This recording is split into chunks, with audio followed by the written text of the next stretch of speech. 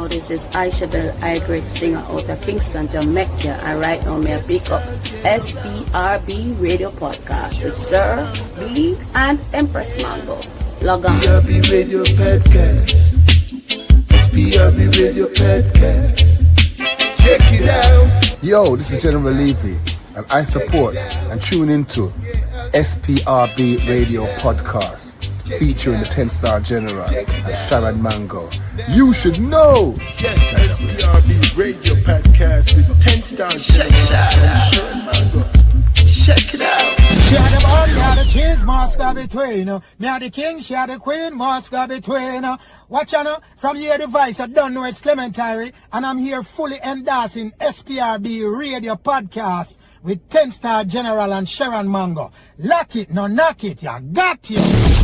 This is Adejoke, and right now I just want to fully endorse SPRB Radio Podcast with the 10-star General and Sharon Mango. Seen? Make sure you keep it locked, and if you move, don't go too far. Adejoke says so. Boom. Hey, this is Jerry Harris. You're in tune to Up Close and Personal with 10-star General and Sharon Mango, so don't go anywhere. Stay tuned. SPRB Radio Podcast. Okay, we are back. Today being Valentine's Day. Can you believe today is Valentine's Day? Before we begin, let me just do something like this. SPRB, wishing our viewers a happy Valentine's Day. Happy Valentine's to each and every one of you out there, for all those who celebrate Valentine's Day. And if you would do us the favor of doing this. Like, share, subscribe. That's right. Like, share, and subscribe. Okay. If you like the channel, if you like what we're doing here, like, share, and subscribe. Now, I'm trying to figure out the Instagram live. So hopefully we're going to go live on Instagram. If we don't go live on Instagram today, hopefully tomorrow we'll get it right. But today we are on Facebook and YouTube. Today we have a fabulous guest. Sharon will be here hopefully in a couple of minutes. But today we have a fabulous guest. She goes by the name of Adejoke Haastrup. She's a very good friend of mine. I hate calling her a friend because she's more like a sister to me. Adejoke Haastrup, welcome to the show. Thank you. We are family. We're family. Family. We've been around. We've been together for way too long to say just a friend. That's right.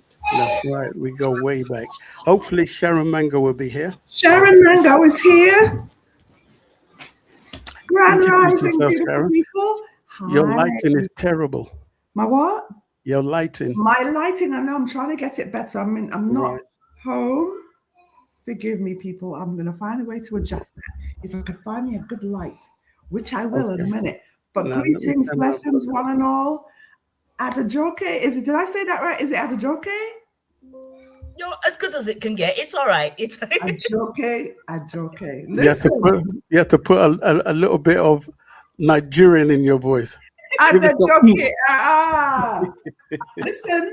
That is a portion of our background. Yes, we British, Jamaican, Nigerian. We're a mix of so many things. So yes, 10-star. Thank you for that, because I truly are dark. Right. So let's just go to some of the messages to see if we can see anybody who's logged in. Marcia Lambert, we want to thank you for being here. I want to thank Cassandra, who is also here. There's a couple of people who are logged in various places. We want to thank you for also being here. Okay, so today our guest is Adejoke Haastrup, and she's going to be sharing her journey with alcohol addiction. And she's been victorious in her battle with alcohol addiction, I want to mention, but she's going to be talking about what she went through. And I think it's very important for us to have this conversation, because we know there's many people out there who are suffering drink addiction. And I hope today this show will help many to get through their battle with alcohol addiction. That's the sole single reason why we do this show. DJ Maestro, I want to thank you for being here. Kimberly Davis, I think the name is, I can see. Thank you for also being here, and many others who are around. Okay, so I'm going to hand over to Sharon. She's going to start the initial process. I'm trying to figure out some of the technical difficulties I'm having in the background. Sharon, if you would. Okay, hold on. I was having, listen, blessings one and all. Excuse my lighting. I am not home in New Jersey. I am in Texas. So I have to figure out my lighting. But once again, thank you, Adejoke. If I said it right, she said close enough. Listen, beautiful lady, I love your name. You understand? That means power to me. Big time power. Thank you. So yes, we're here to talk about your journey. We first want to say where you were born, your parents, brothers and sisters. Let's start there. Okay, so once again, thanks for having me. I was born in Islington in London. Oh, okay. Yeah. I have an older sister and 2 younger brothers and a younger sister. My older sister, actually I only have one brother here in England with me. My sister, the others are all in Nigeria. Okay. Unfortunately, both my parents are late. Okay. So, yeah, but they're looking down on me. Proud as ever can be. That's all I know. Proud as can be, girl. Yeah. If I could just start off by showing, I'm not sure if I move this close to my camera, I'm not sure if you can see this. We could see, that's the 10-step program? Yes, when you've... So this is what led to me being here today. And that is important to know. Love that. It's a journey. They say a journey of 1,000 steps. Yes. Starts with just one. And on the 26th of January was my 10th year birthday of being sober. Wonderful. And I remember when I started the journey, I heard someone in the room say, they were 10 years, 15 years. And my biggest worry then was how I was going to get through one day. But before I got there, is it okay if I start free flowing now? Go ahead. Okay, so before I got to that stage, that first step that has led me to where I am now, life, I've had a lot of curveballs. Starting off, as I said, family of 5, 4 from mom and dad, 1 sister. Right. I happen to be the only child that actually picked up the 2 recessive cells that my parents had. So I also suffer from sickle cell. Oh, okay. You have sickle cell. Okay. Yes, I do. So life, in as much as my parents showed me so much love, there were so many hurdles in life. And it seems like every time I thought I had taken 10 steps and I'm good, health rears its ugly head, and I get my reminders to say, do you know what, no matter how healthy you are, I'm still here, But looking backwards at the journey, God has been good to me. Amen. Unfortunately, my dad was sort of on the same path, and I had always said to myself, when I was very young, I made myself 2 promises, and my title said I broke both of them. The first one was I would never use alcohol as a crutch. That was my first promise. The second promise was that I would never marry someone that didn't truly love me. And today, I proudly say I sort of failed on both promises because one, after 25 years of trying, my marriage broke down. Marriage, that journey was what really triggered what I would say was already in me. So a lot of people would say, especially if you don't understand, alcoholism is a disease. It's a disorder. It's a mental disorder. And the best way that I've heard it defined is I know that I am allergic to alcohol. But it took me a very long time to realize that. And it's very easy to turn that corner to where, so I spent a very long time of my life, from my teenage years, adult years, drinking and having it under control. I used to think, you know what, a couple of drinks, okay. To me, it was I could handle my drink. And it was a badge of honor because I would say, I'll drink you under the table because I could handle my drink. But as time went on and the reality of what was going on in my life, when that got flagged up, I realized that I needed the alcohol more. Now, there's a saying in AA, one is too much, 1,000 is never enough. If it's in you, if your brain is wired in such a way where you will have an obsession for alcohol, it will catch up with you. And it's not something, because a lot of people tend to think, well, if you have a drink, you should be able to stop. But it's not that easy. Believe me, I tried. I tried so many ways to stop, because there were times that, I think, drinking a bit too much here. Maybe I should stop. But then the urge will come back again. And I'm thinking, well, to me, I was never drunk. I was one of those people where I would drink and still function. I think that's the most dangerous type. It is functional alcoholism is exactly. Yeah. That's a thing. That is a thing. It was one of, and it's funny because when I realized how bad it was, I didn't have people around me that could actually help me. Right.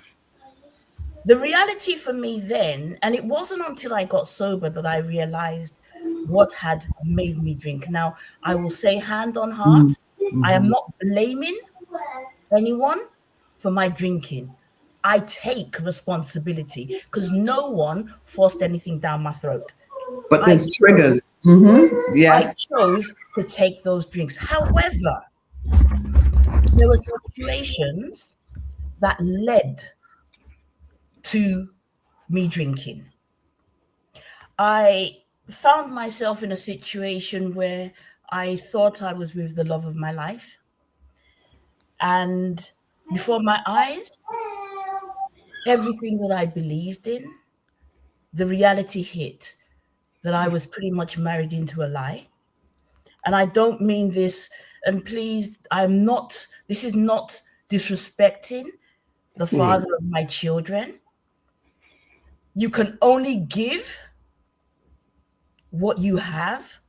So I'm not doing this to bash or blame him in any shape or form.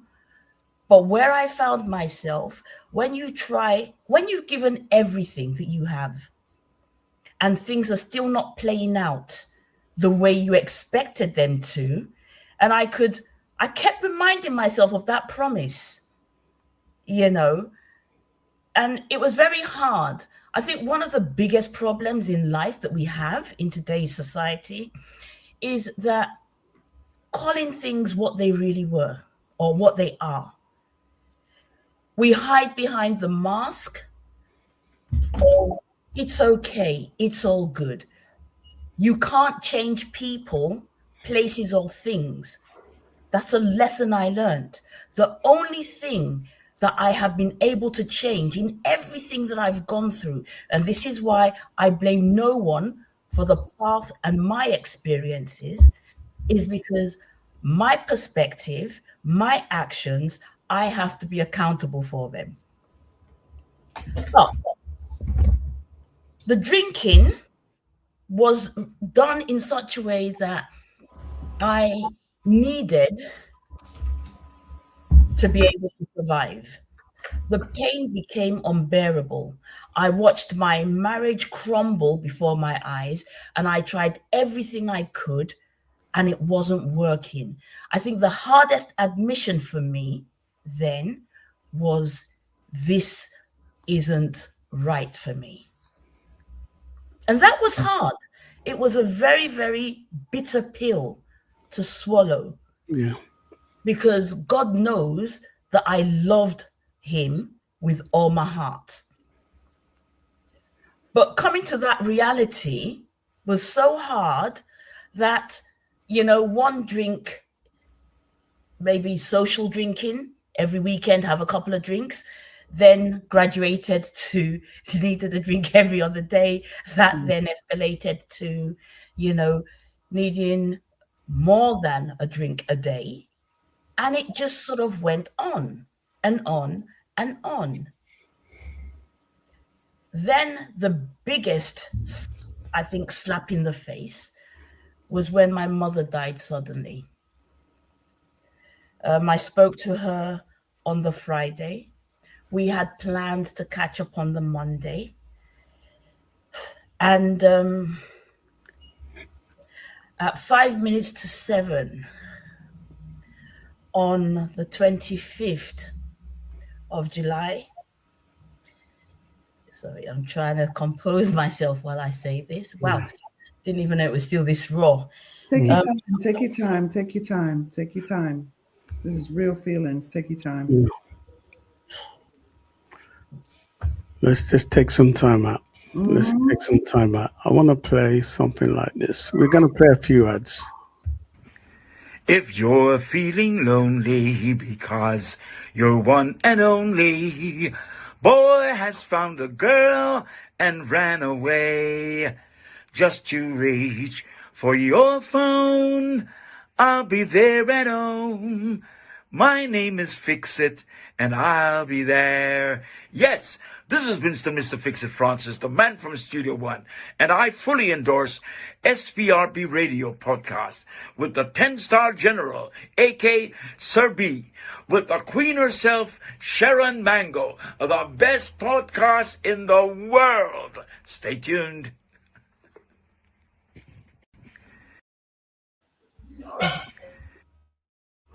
Yes. So, yeah. Let's play one more. We're going to play one more. We're going to take our time with this, people, because this is, let's play this first before we say anything. Here we go. SPRB Radio Podcast. Oh man, pure and simple. Born in a world where love survives. Now it will want her, but life won't haunt her. Oh man, you lucky, lucky thing.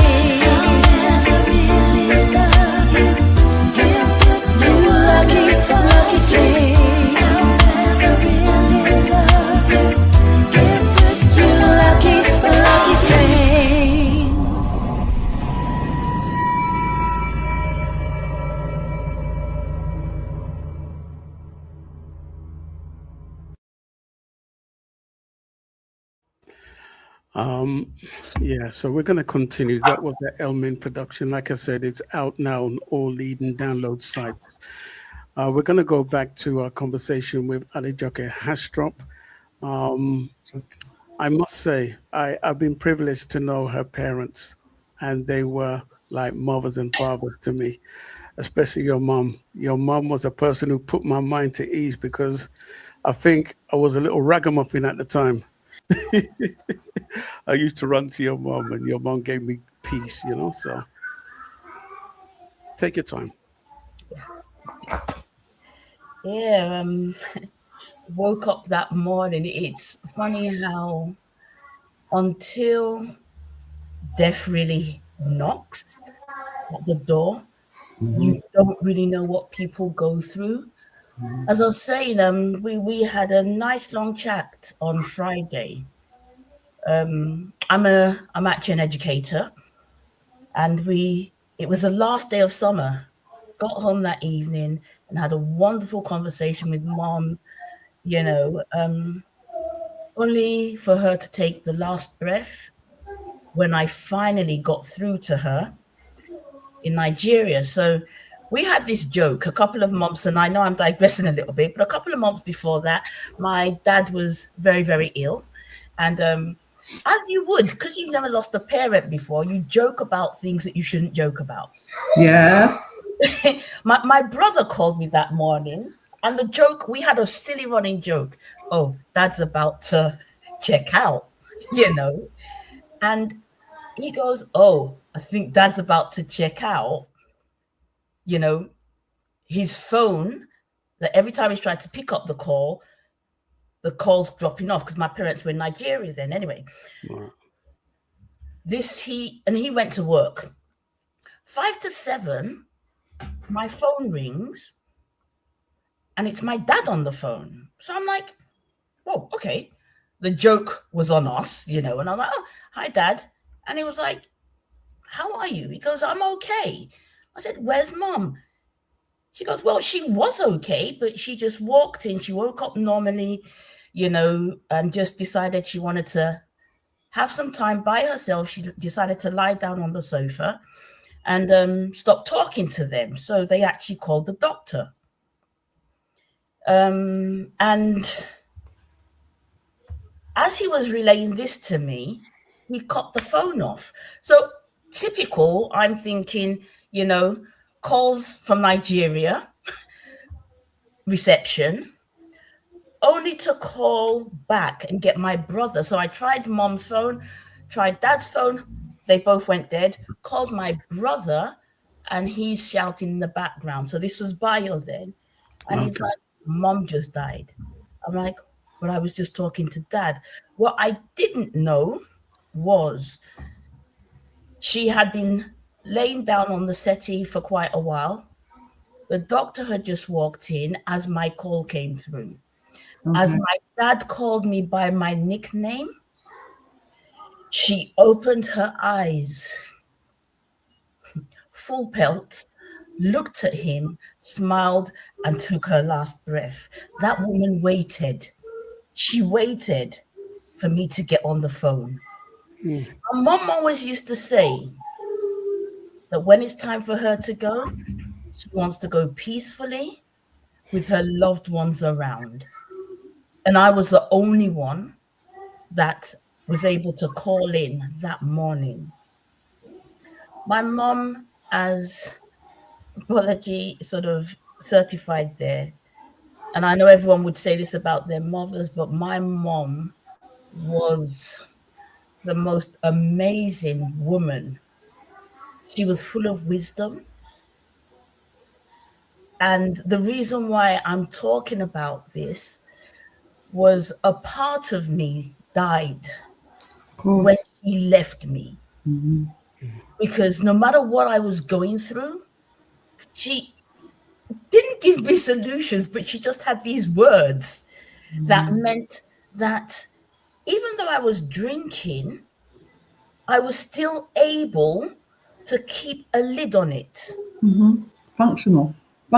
You were functional.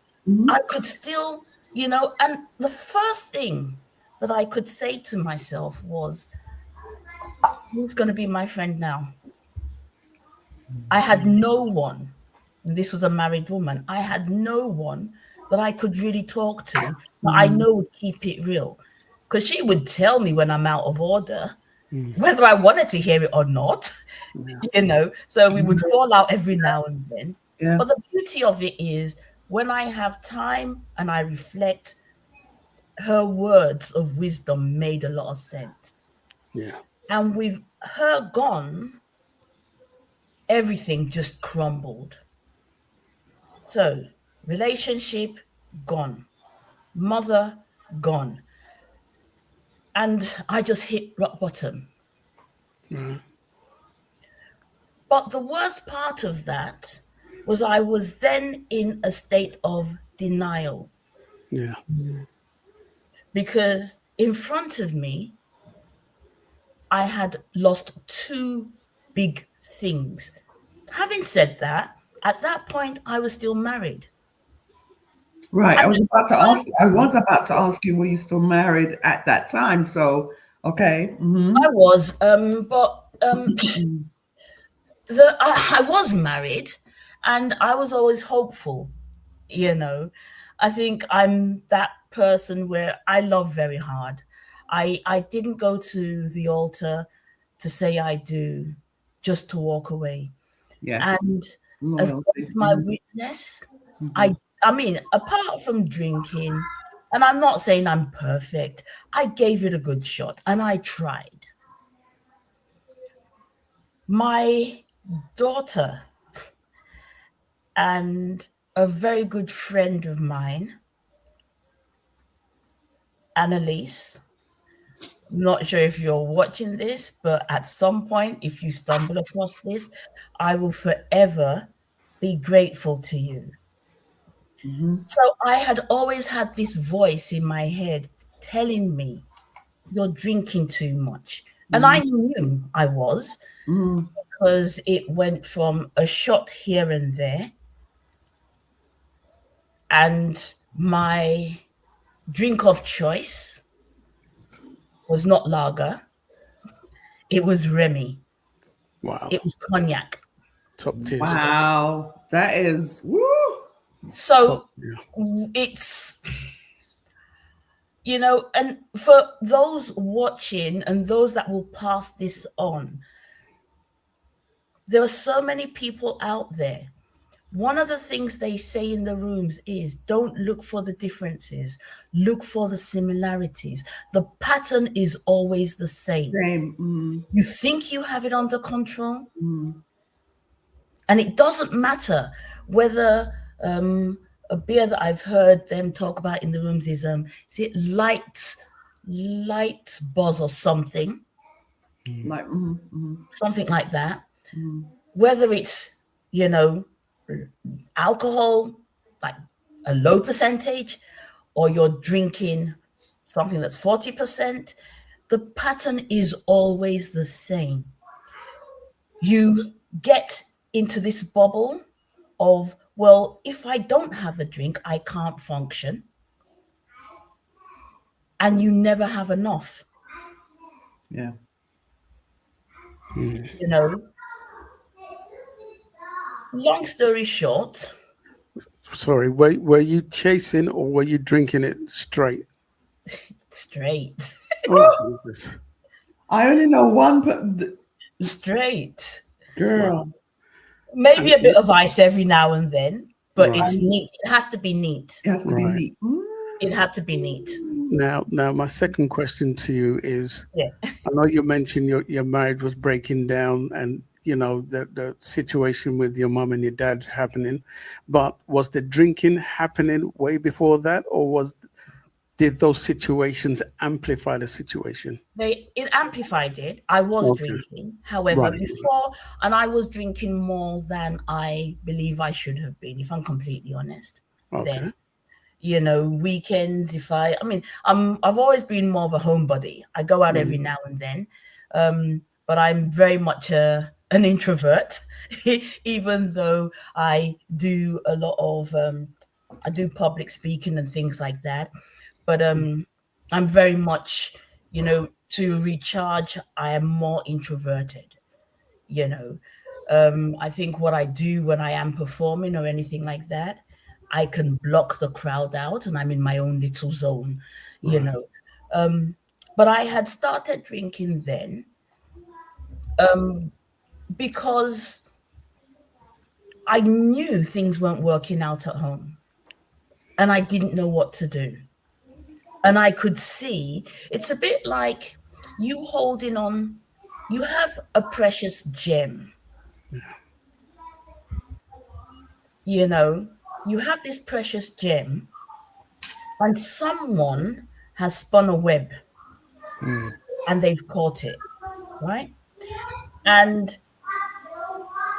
first it inches away from you, and you try to grab it, and you're continuously chasing it. But in all fairness, that web was so secure that you could see that you're losing it.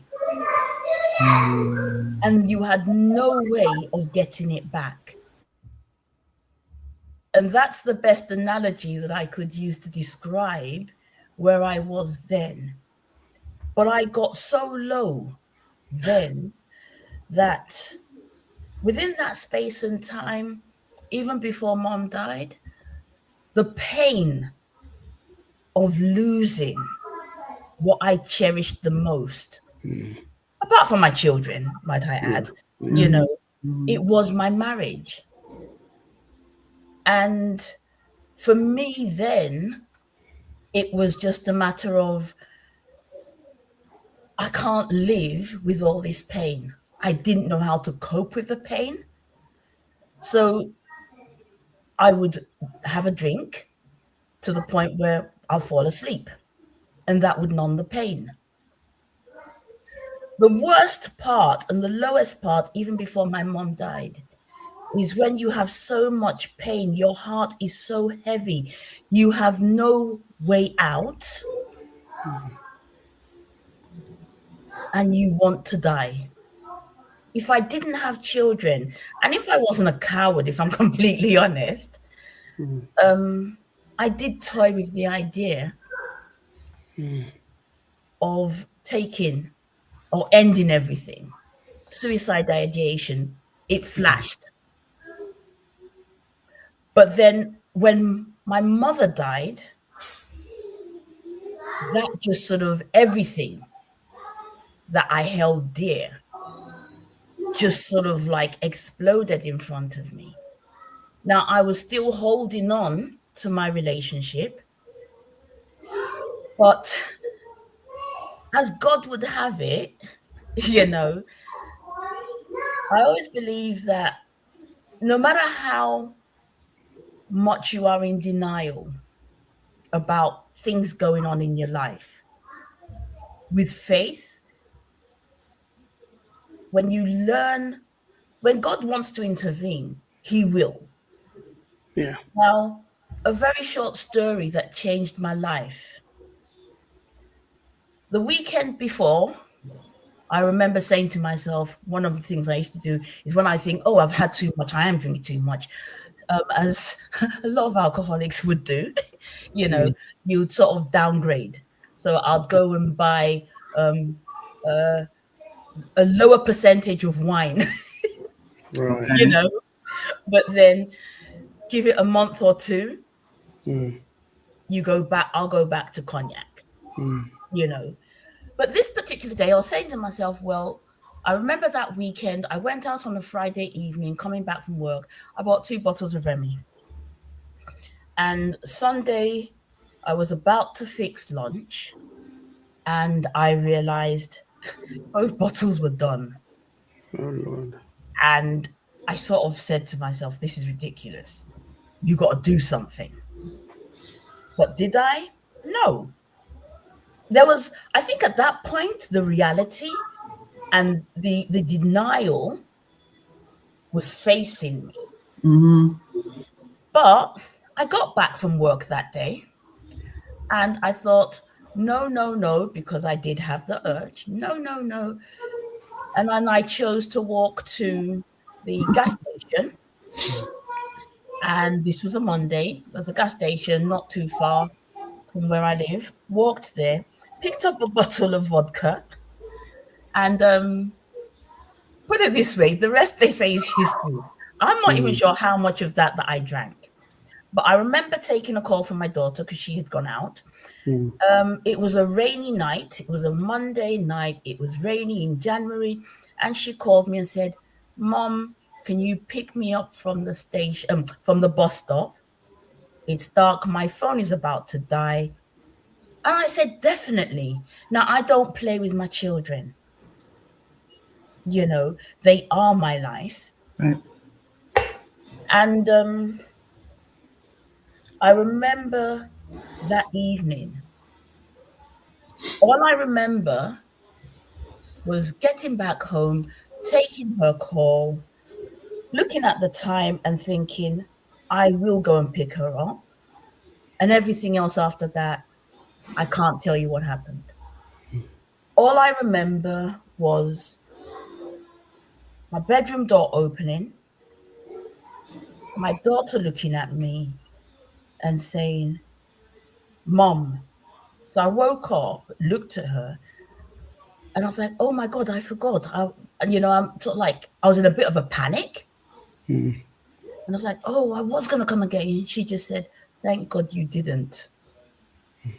And she just turned, and I'm watching her walk down the hallway into her bedroom. And I just froze. And as pain goes, that was one of the most painful experiences. And it was very, very humbling for me. But what it did was it did something to my brain that meant that I was so unsettled within my heart, within my spirit. And I knew that I had to do something. Now, what I needed to do, I didn't have a clue. Yeah. I left her alone. And then I started pacing. What I wasn't aware of was before I actually passed out at home that day, I had actually sent a message to the friend that I did a shout out to. My friend was actually on holiday in Brazil, and I noticed that I had some missed messages from her. Anyway, long and short, I tried to call the Samaritans. And I did that on my landline. Now, anyone in the UK knows that nobody uses landlines anymore. Right. But the phone hadn't been on the charger. So halfway through that conversation, the phone died. And then I called. No, I don't remember whether I called her or she called me. But long and short of it, my friend who was on holiday called. And she goes, "Are you okay?" I said, "I don't know." I said, why did you say that? She goes, "You sent me an SOS message." I can't remember typing any messages to anyone. But what she said I'd sent to her was something like, "I need help," or something like that. So that was why she was trying to blow up my phone. And what I had before I spoke to her, I kept walking from my bedroom into my bathroom, and I looked at the mirror, and I wanted to say to myself and admit that I had a problem. And I couldn't. The words I wanted to say, I knew what I wanted to say, and it was simple. It was to look at myself in the mirror and admit what was going on. If I wanted to change my life at all, it would have to start with me. What I realized with all the pain that I was going through, I had three options. The pain was so bad that one, I might end up dead. That was one option, which I didn't like. Right. Two, I could end up behind bars because the rage that was in me. from the pain that I was going through was unreal. They say anger that isn't dealt with becomes rage. The third option, the third option that I realized I had, well, maybe I had 4 options, but the third option that I had then was, if I'm not careful, I will end up in a straitjacket. And I didn't like any of those 3, which meant I had to fix me somehow, but I didn't know how. And I had to be real and honest and open with myself to deal with this. Fast forward 3 hours of talking to my friend on the phone, walking from my bedroom into the bathroom, looking at the mirror, starting the sentence off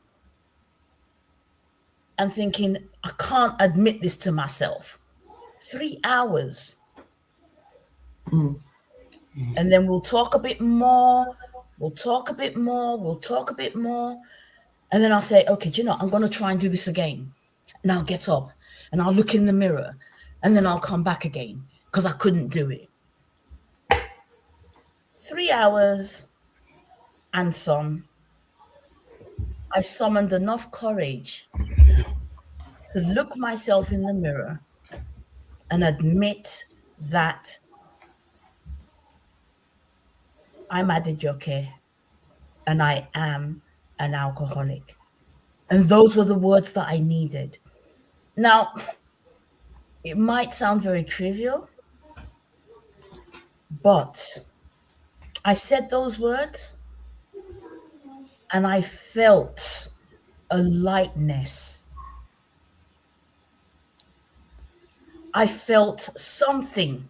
I don't know what it was, but something in me lifted. You know, we talk about, shackles being broken. It felt a bit like something that was weighing me down, that had a hold on me. Saying those words, admitting those words meant that I had started a journey of freedom. So I did that. And as we are humans, I felt quite cool about it. And then I just thought, okay, that's it. So my friend goes, okay, great job, but what are you going to do next? And I'm like, well, I'm just not going to drink. And she looked at me and she goes, and this is the other thing, I'm just going to drop this in now, sorry, is if you know anyone, because people spot when you're drinking too much. Yeah. But the mistake a lot of people make is they talk to you and they're judgmental. Now, with someone that has a mental illness, such as an addiction, if you are bashing them, they will never respond.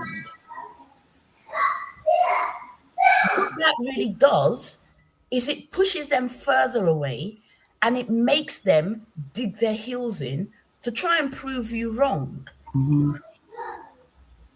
Now, I'm a Christian, and one thing that always stands with me when I talk about this journey, the Bible says, for we wrestle not against flesh and blood, but against principalities and power. Alcoholism is a spiritual demon. Alcohol. So all the while when I was thinking, okay, I'm going to stop drinking, and I could do it for a period of time. Yeah. But you would get drawn back because all it took was one drink. Yeah. And what I realized when I got sober was I was fighting an invisible enemy. Right.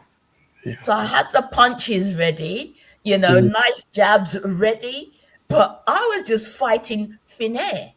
Yeah. And that was why I couldn't break the habit. So my conversation with my friend was, so what do you do now?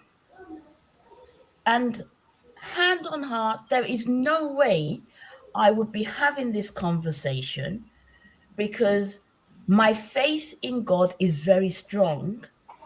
However, my Christian life and me drinking, for some reason, and this is where I know it's spiritual, for some reason, when things were going wrong in my life, there were so many things that I knew how to hand over to God. But when it came to drinking, I just didn't know how to do it. I did not know how to do it. And in a roundabout way, I learned how to do that in the rooms. And what the rooms taught me was, one, that I wasn't alone. There were so many people like me. And I was one of the chosen ones. Yeah. Now, celebrating 10 years of not even thinking about it, not even thinking about drinking. And don't get me wrong, my children drink within reason. I can be around friends that have a drink. But personally, I don't need it. Right. I'm mindful because I have seen people that have been sober for close to 20 years. They've gone into the double digits, and complacency can lead to your downfall. Yeah. I know that I have an aversion to alcohol. I know that I am allergic to the stuff, so I am not going there again. Because the second time you go back, from what I have learnt in the rooms, it's worse. And that was how the journey started. With my friend on the line, I actually went online, and it's called AA meetings. Tell us the meaning of AA. That's Alcoholics Anonymous. Okay. So I typed online AA meetings. Sorry, one more question. Yep. How did you come to find out about AA? Everyone talks about AA. So people talk about it. Right. Alcoholics Anonymous. But a lot of people, including myself, because you don't want to admit. Now, when people think about alcoholics, they tend to think, and this was part of my ignorance, I'm thinking, how I can't be an alcoholic because, one, I'm educated. Two, I'm a professional. Three, I have a roof over my head. You think of all the positives, and when you think about alcoholics, you do tend to think about, and no disrespect, because not every homeless person is an alcoholic, but we do attribute that word alcoholic to someone that is on the streets, living, a sort of low life. They'll drink anything and everything, and that is what people do. That's a sad thing.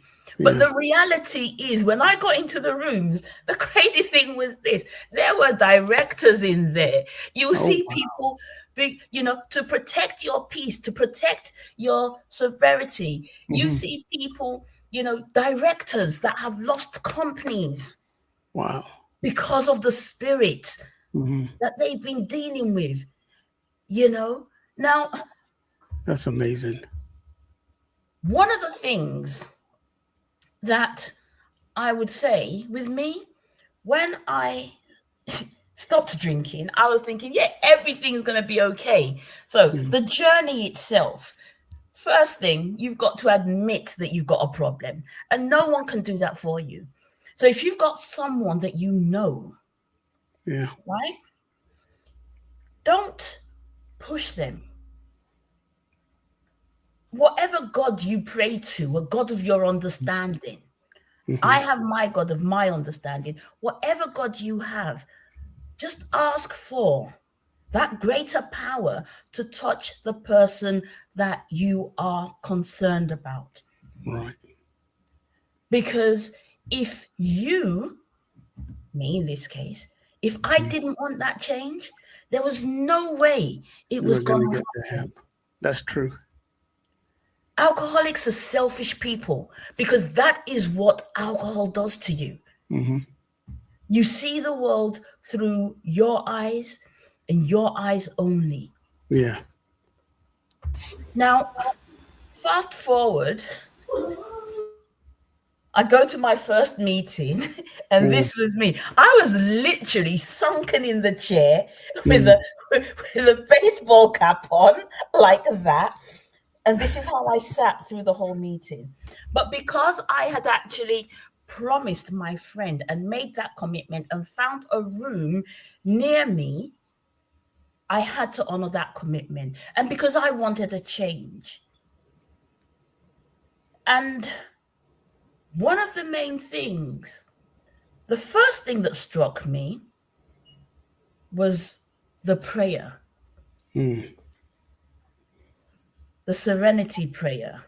Grant me the serenity. Yeah. God, grant me the serenity. Yes. To accept the things I cannot change, the courage to change the things that I can, and the wisdom to know the difference. Yeah. Want to hear something funny? I love that prayer. That was my perfect prayer. Yeah. But I couldn't apply it when I was drinking.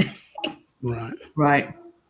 And that was the best hook for me, because when I heard that prayer, because it was my favorite prayer, I related to that. Yeah. And then I'm listening to all these stories and I'm thinking, whoa, okay, certain things were hitting a nerve. Some things I was thinking, that's not me. Well, I'm not that bad, you know? And then I'm thinking, okay, damn, that hit a nerve. And you sort of just go through the motions. So I made that first commitment. And please, for anyone that's watching or anyone that you know that has stopped drinking now or wants to stop drinking, as I said, this is not a battle you take on by yourself. You need help.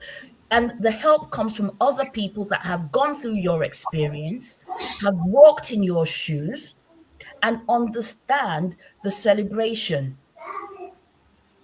I have all my coins that I have collected over the years. And I remember the very early stages, you get a coin for 20. The first coin you get is 24 hours. And I got that. I still have it. And to your average Joe Blogs that isn't allergic to alcohol will think, why are you so happy that you haven't had a drink in one day? But if you know, you know. Yeah. It is hard to do, and you need the special grace of the God of your understanding to help Very you. true. Very true. So the work really begins by taking every step. And I remember my very early days. I'll start by saying, 1 hour, no, seconds without thinking about it. An hour. The hours became days. The days became weeks. Weeks became months. And at some point in my life, I never even had the thought of it anymore. Now, there's part of when you go to a meeting, there's an order in which they do things. And there's something that we call the promises. And I remember my very early days. And one of the lines that resonated with me the most was, we get to a line where it says the feelings of selfishness and self-indulgence. I can't remember the next, but that urge to want to drink and self-gratification and all of that will become a thing of the past. And you won't even think about it. And I said to myself once, because my son asked me once, this was, through the journey, he goes, Mom, do you ever miss it? Do you ever miss drinking? And I said, the joke is, I don't. And it's the fact that thought of thinking I needed a drink had gone. Don't ask me how, but this is how God works. I did have to put the work in. Through my journey, I got myself a sponsor. You will have to go through the 12 steps. Right. You will have to learn to forgive yourself. And you will humble yourself to ask for forgiveness for all the people that your madness. So in my case, all the madness, because when you drink, sometimes you're not a nice person, and I know that because there were times that I drank to be able to have tough conversations, which I thought needed to have, but I couldn't do them without a bit of Dutch courage, as I would call it then. So I did, and I did my 12 steps. I apologized to my now ex-husband. I apologized to my children individually. My parents, unfortunately, at that point, were both dead. No, Dad wasn't. I did apologize to Dad. I apologized to a very small circle of friends that I wasn't sure how I was then and how it might have affected them. But I had listed them, and that was part of the work that I had to do, So through your 12 steps, you'll find a sponsor within the rooms. I always say make sure you attend the meetings, because the very early stages, they're the hardest. I remember one good tip that I got then was, if you ever have the urge, always make sure you have a bar of chocolate nearby. So when you feel the urge, so generally, when you drink alcohol, the alcohol actually it turns into sugar in the system. So your body does actually crave that. So where you have some people that would just want chocolates, you would actually have to have something like, if you have instead of alcohol, if you eat chocolate, the urge it suppresses it and the sugar kicks in. So the bar of chocolate, I remember I did that for about 3 months, but then I realized that I stopped having the craving, the thoughts of, could I have just one? It dwindled, and it lost, because then my focus really was getting it right. Right. I did my 12 steps religiously. And here's something that I found pertaining to the 12 steps. Okay. These are the promises. Okay. Right. So in the rooms, you will get used to this. Okay. Okay. So it says we are going to know. So the first bit there, we are painstaking about this phase of our development. We will be amazed before we are halfway through. We are going to know a new freedom and a new happiness. We will not regret the past, nor wish to shut the door on it. We will comprehend the word serenity, and we will know peace. No matter how far down the scale we have gone, we will see how our experiences can benefit others. And might I just add, that is why I'm here today. The feeling of uselessness and self-pity will disappear. That is what led me to where I was. We will lose the interest in selfish things and gain interest in our fellows. So for every opportunity that I have to share my story, I will. Self-seeking will slip away. Our whole attitude and outlook upon life will change. Fear of people and of economic insecurity will leave us. We will intuitively know how to handle situations which used to baffle us. We will suddenly realize that God is doing for us what we could not do for ourselves. That part hits home hard. That last one hits you hard because it's such a self-realization, knowing that when we're going through these things and we're saying to ourselves, I don't know what to do. We literally, and we say we're spiritual beings, we put God to the side, don't we? Oh, We're not yes. thinking. That's what we do. And that's where the selfishness comes in, because it's just Yes. like, look, Yes. that is the reason why God is what he is. We totally disregard him and our real beliefs. So that last sentence, that last wording, God is doing that for us because of that part hits hard. Child. Thank you. Know that. Yes, girl. The thing is this, right? The whole journey, one of the first things that you do is admit that you have a problem. That's the hardest part. Oh, yeah. Took me 3.5 hours.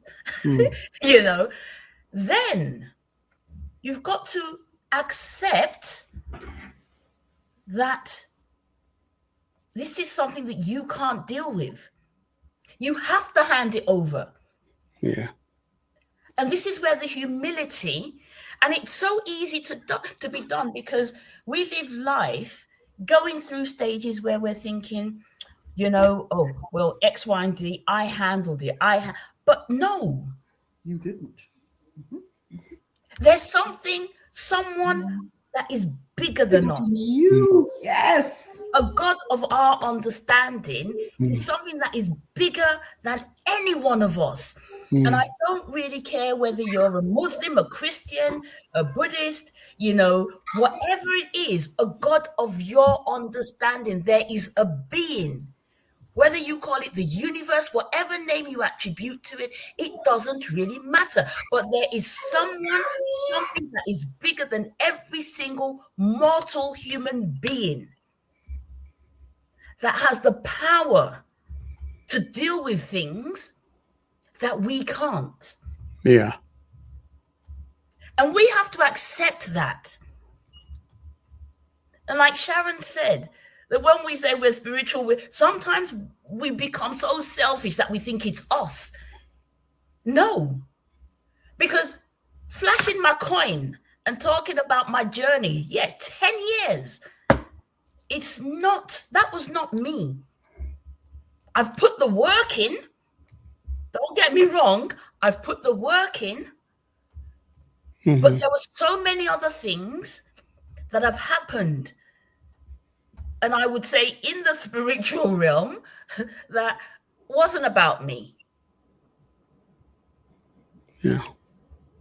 And one of the reasons why I will always share what I have been through, my journey, it's still part of the work that I put in. This is not about me. And I don't share the pain that I went through for a pity party. I don't need anyone's pity, you know, because I'm good. But people need to understand that there are so many people. Now, as a Black woman, There's a lot that we keep shum about. Whether it's a cultural thing, I'm not sure, but there's a lot of women and men, might I add, Yes. that Yeah. are going through it. And I think it's even worse for men. I'll tell you what, in the rooms, women are a minority. Right. But it's a safe space. Mm. Everyone goes through it. Me sharing what I've been through to help someone else. I am hoping that this will find someone that can resonate to some bits of my story, and that would prompt them to make a change. We have a saying in AA, in the rooms, which is let go and let God. Let God. And the second one is that you have to work the program. It's simple, but not easy. The fact that I have walked this journey, it's very personal. There might be people where when they started the journey, they might not have found it as easy as I have. You know? But trust the process. It works. If nothing else, if you take nothing away, as I said, January, I hit my 10th anniversary. Right. Without even thinking about having a drink. I still socialize when I need to. Yeah. But it's real. There's no shame. This is my reality. The person that I am now, I am very, very comfortable in my own skin. I love the person that I am becoming. And I say becoming because I'm a work in progress. You know, God's not done with me yet. But what he has done is he has removed a lot of shackles. A year after, so my first year anniversary, I had enough courage to call my marriage what it was and face the reality that I was in an abusive relationship. Unfortunately for me, I was married to a narcissist. And I am an empath. Oh, Jesus. There goes that word again. Before you go any further, wait just a second. I'm Yes, sorry. ma'am. I'm sorry. Your birth sign is what? July, Cancer. Oh, Jesus. Stop! Listen. I knew it. Let me tell you when I knew it. You made a statement, and you said earlier on, you said that you didn't just walk down the aisle and said I do's and all of that for nothing. And I said to myself, you know, I thought I was the only one that said that, because you will take and take. Look, us cancers, we will take and take, because we knew we walked down that aisle and we did what we were supposed to do. We had the children and we did that. It's supposed to be this way. It's amazing how, as you get older, or you're going through your experience, that you realize, well, that's not exactly true now, is it? We were like, wait a minute. It is. And it's a mental bondage. Yep. I knew it. So I'm saying all of that to say, 10 Star and I are the same empaths. We are all the same sign. Yep. You know, we're lovely people, but we do attract. Loving people until we are not. No, but this is the thing though, right? I needed to go through this journey because yes, at the other end, as I said, a year down the line, I realized that I needed to call my situation what it was. And I needed to get help for that side too. Because what I also needed was I needed help and I needed healing from all of the abuse, call it that, was. And before anyone jumps the gun here, it wasn't physical, it was emotional, which I think is the hardest bit. Because that's worse than the physical. If someone had actually bashed me up, at least I know I had the scars that I can see. Right. And eventually the bruises disappear. How do you mend a broken heart? I give you my heart, I gave you my soul. And what did you do? You broke it, spat on it, jumped on it. And when you were ready, what did you do? Okay, now I'll move on because you had the second person, you had your next victim lined up. But that's not what this really is about. I had enough courage to call it what it was, and I needed out. It took a whole year of waiting before I was like, okay, we'll break. I think we need to break up now. Okay, fine. And with no disrespect, I was left with nothing. And I said, that's a story of another day. Right. You know, but one thing my journey has taught me is this.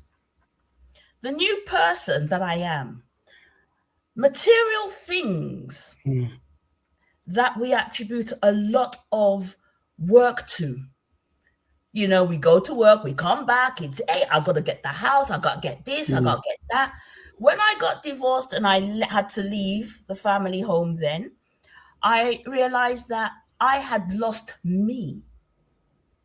Something as small as, well, where do I want to go and live? What do I want to go and do? How would I like to live my life? I didn't know any of that. And it's because when I was going through it, to numb that pain or to be able or not accept that all of these changes were happening, I turned to the vice that I had to me. Right. So that was all part of the drinking. Me not being able to admit to myself that, you know what, you are losing yourself here. Right. You're fighting a lost battle. And at the end of the day, you can't really fix someone else. You can't change someone else, and you are losing yourself. And I then realized that, you know what? I was stuck in the mental, emotional state of a 25-year-old. Yeah. By that age, that was when I hooked up with my ex. And my emotional growth had stagnated. So you can imagine at the age of 50, I'm being so excited that, oh, guess what? I've got my own place. I can put my head down on my pillow now and not have heart palpitations, Right. not have any anxiety. There's no alcohol in my system. I'm doing everything in a sober mind. Yeah. And I'm good. And I thank God because He did it. That's right. And I will never become complacent because, yes, I talk about it now and I've put a lot of work into it. I'm not going to go back. I've got 2 beautiful young adults and there's a lot that we're still going to have to do. You know, and for me, it is so easy. I have seen this in the rooms. As I said when I started, people that have given up and they've hit double figures. All it takes is one action. Don't do that. Yeah. Don't do that. One drink is too much. 1,000 will never be enough. I've seen Very people true. that are on round 2 in the rooms. I've seen people, and everyone has their own journey. But one thing they will always say to you is they got a bit complacent and they thought, I'll just have one. Yeah. Just the one. And they forget that the way their brain is wired when it comes to alcohol is completely different to your average Joe Bloggs. Yeah. 100%. So, for people out there, please, if you got friends, family, it's easy. No, it's simple, but not easy. You put the work in, you will reap the right seeds. Be kind to people out there. There's a lot to be learnt when you go into the rooms. Yeah. I've had people that have checked into rehab. A lot of rehab centers also walk you through the 12 steps. But most often than not, it's a lot more powerful when you go to an AA meeting. I keep saying, when I say the rooms, I'm talking about an AA meeting. And one of the things that I did notice that if you go online and you just type in AA meetings, they have they now have online meetings. So if you are that kind of person where you've got such a busy schedule, you can actually just go to the room online. Yeah. It's virtual. When I started this journey, there was nothing like virtual. You had to go there in person. You have to go there in person. Exactly. You take the 2 feet, you walk yourself in, and you sit down and you meet people. Yeah. However, it's different now. There's a virtual world, But you will hear so many stories. Stories that will scare you. Some will make you think, well, I wasn't that bad. Because while you're going through that initial journey, don't forget, the devil's still trying to get you. Of course. So even when you're taking those steps, which is why I keep talking about me not being complacent, because I know if I do become complacent, it will be easy or easier for that horrible spirit that I was addicted to lay its hands on me. And that ain't happening no more. So, hey, so it's just sort of like, for people out there, a lot of women like to drown their sorrows, and it's hard to admit. But part of being authentic is to call things out, call it what it really is. Yeah. That's part of you taking back your own power. And then you let go and let God, because it's not something you can do by yourself. Yes. Right. So this is the website, AA. They're worldwide. There are meetings all over the world. Yes. It's worldwide. If you there are loads of things that you can tap into on there. But as I said, I think the biggest help for me wasn't just listening to, the literature, reading. It's funny. I read the big book. I've actually read it more than once. Ironically, I haven't read the Bible back to back, but I've read the big book, back to back. There's so many resources out there. That there are also apps that you can tap into where you can hear other people share their stories and all of that. But it's a journey, and I pray long may it continue. So I just saw a question. Okay. Let's address the question. Go ahead. I just saw that there. Sorry, go on. Sorry, Sharon, go on. Do you think online meetings are equally effective as walk-ins? I'm an old school woman. So walk to our walk-in. No, I'm not. Listen, I'm old school. Listen, Yeah. I'm old school.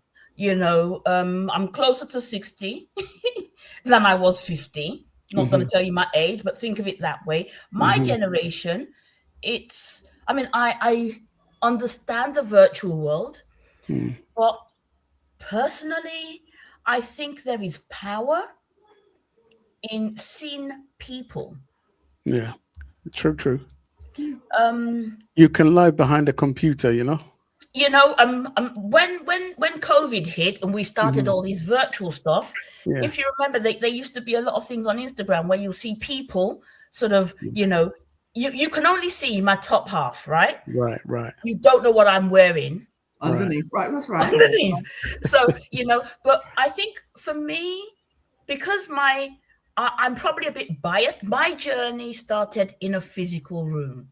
And I would say that being in a physical room has its power on its own. Now, you could do a hybrid. There are more than enough rooms out there, especially in your early days. You're going to need meetings. Yeah.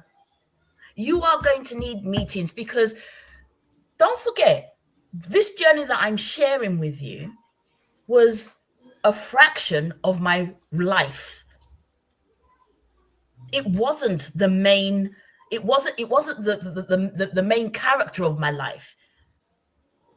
There were so many other things that were still going on in my life. And that is a reality for everybody. We all have our day-to-day lives. So the important thing is when you see other people, it makes it more realistic.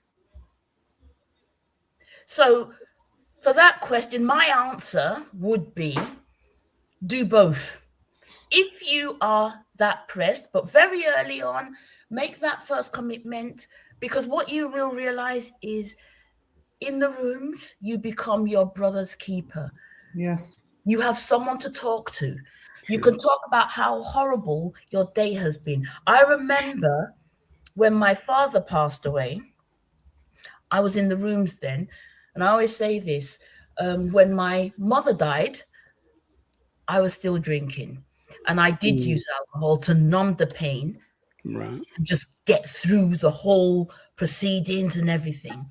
And my first flight,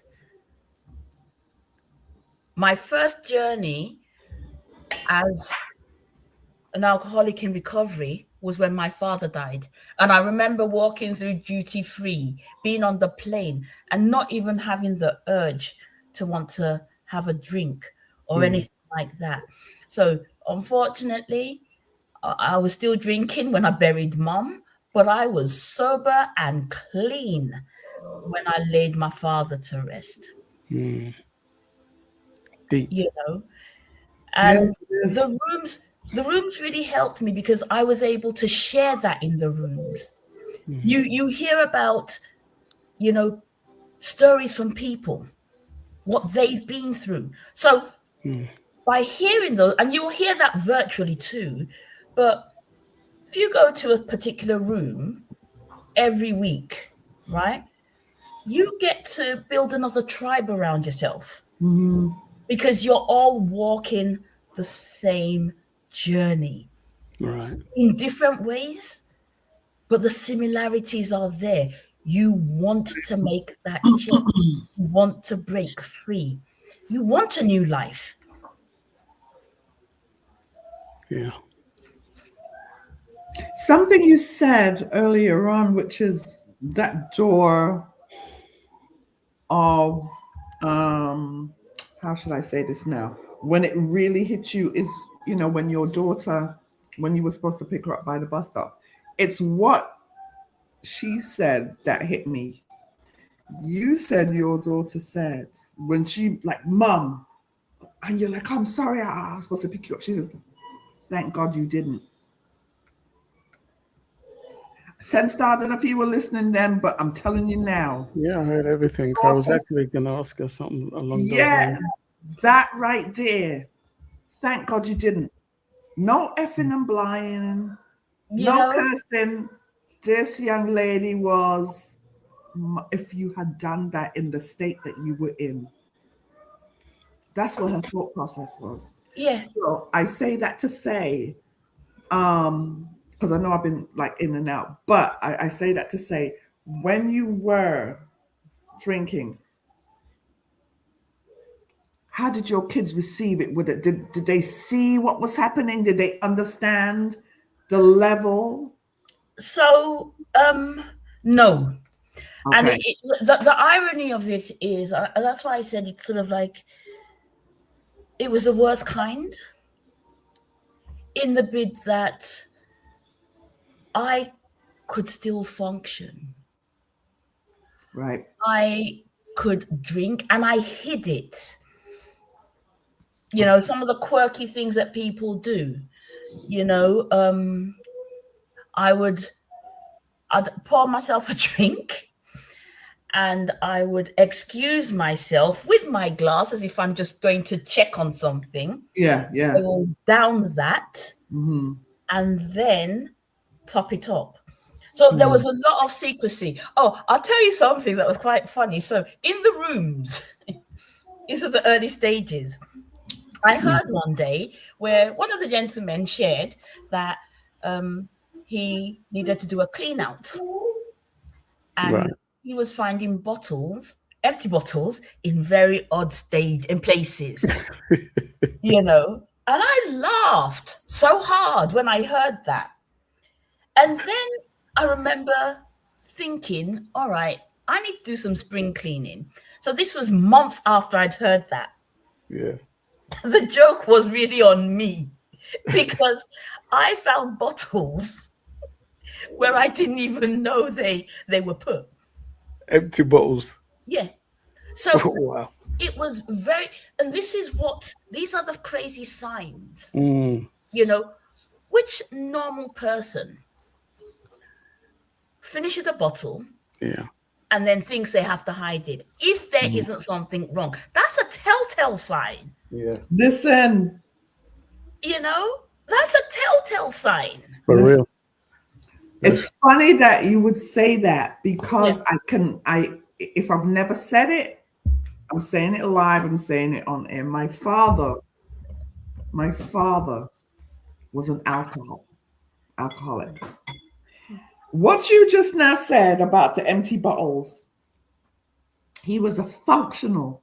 I have never, ever seen my father stagger, tipsy, like it would hit some people different. My father was a functioning alcoholic. And the only thing that I say is that he was ignorant for everything. He was quick to fly off the handle. And my mom, of course, was aware. So she would go in the garage, just different stashes. And she would pick them up, put them on the kitchen table to when he got home. All different sizes of liquor bottles. When you go into his car, underneath compartments, my mother dug them out. Oh dear. Put them on the table. He never said nothing. He never said a word. What's all this? You tell me. That was it. Never went to AA, never did any of those things because he literally was, my father was a master mechanic. Yeah. And I've never seen somebody so steady on their feet. It's amazing to me how it affects some people one way. Yes. And others where they're totally, you know what I'm saying? But my dad was the first person I have ever seen like that. Functional. Yeah. So yeah, I know about them empty bottles. Grew up with that. Didn't understand what was happening, but yeah. So, how were you able to mentally, just give a synopsis of how you were mentally able to overcome your addiction with alcohol mentally? See, I'm that kind of person. Yeah. That when I make my mind up that I want something, I'll go for it. I Did will you have put to the work make in. peace with your past to do that? Sorry? Did you have to Oh, make you peace with your past? You have to. And that's why I said, Okay. it's a whole journey. There are Right, 12 steps involved. right, And that is part of the work that you have to put in. right. A lot of people, they tend to hear the success stories like I'm sharing here. Right. But I have all through the way when I'm talking, I have said I've put the work in. Right. As I said, I did my 12 steps properly. Right. Part of it is, accepting, Right. handing it over, forgiveness, self, and Say that one more time, just for anybody who's going for anything, so they can hear this. The first thing you got to remember to start this journey is acceptance. Accepting that it is a problem. You have a problem. You are allergic to alcohol, whatever you want to call it, you have a problem. Yeah.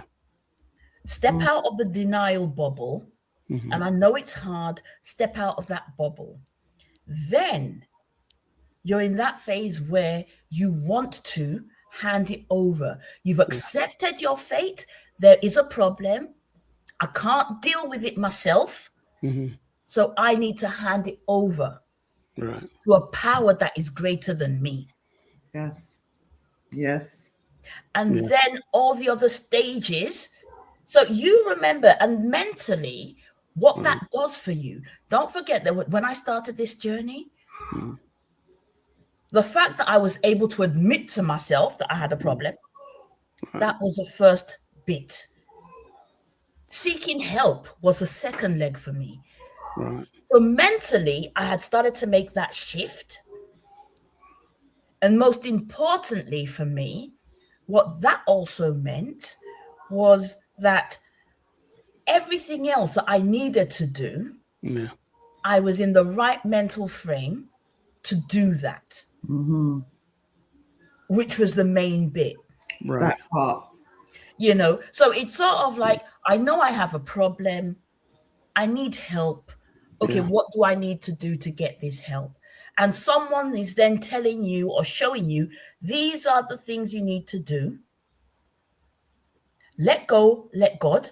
Yeah. It's not your battle to fight, but in order to show a willingness, be open to all these other changes that you have to start making, things that you wouldn't even think about. So as a typical example, the stage where I have to write down all of the people that I think I had wronged during my drinking days. Yeah. And then having to go and find them and apologize to them, that on its own, you've got to be willing to do that. Yeah. Yeah. But then what it does is, as you keep taking a step one day at a time, you start to have that clarity of thought. You see, the rose goggles have dropped and you can now see the reality of what you're dealing with, Right. and you know what you want. Yeah. And then you just keep working one day at a time. I mean, I still say to myself now, 10 years down the line, I still say it's one day at a time. Yeah. Yeah. And I have to be mindful of that. It's one day at a time. And with that mindset, I keep playing with my coin. That's right. I keep playing with my coin one day at a time. But you have to put the work in, and you have to be very intentional about it. Right. It's word. important. It's intentional. Yes, you have to be very intentional. So I will protect my peace because my sobriety has brought peace, which means that there are a lot of things that I just can't be asked to do. I would be the person on the road driving and someone cuts me off and I'm cussing them out, and I'm cussing them, right? And my BP, my blood, I can actually feel the rage. Now you cut me off. I'll hit my brakes. I might call them an idiot, but I'm not going to start cussing them. I'll just cruise. You know what? You want to die on your own terms. Just leave me alone. Same. They're just some things. I don't do, life drama. Some people love the drama. If it's not drama that is going to open doors or things like that for me, keep it over there. To the left. Yeah. Out. To the left. Just go. I have a very, very small, when I say small, I have a very, very small group of people that I will call friends. People that I can be myself around. People that even if I don't call them every day, they won't hold it against me. But when we need to talk, we can be real with each other. And those are real friends.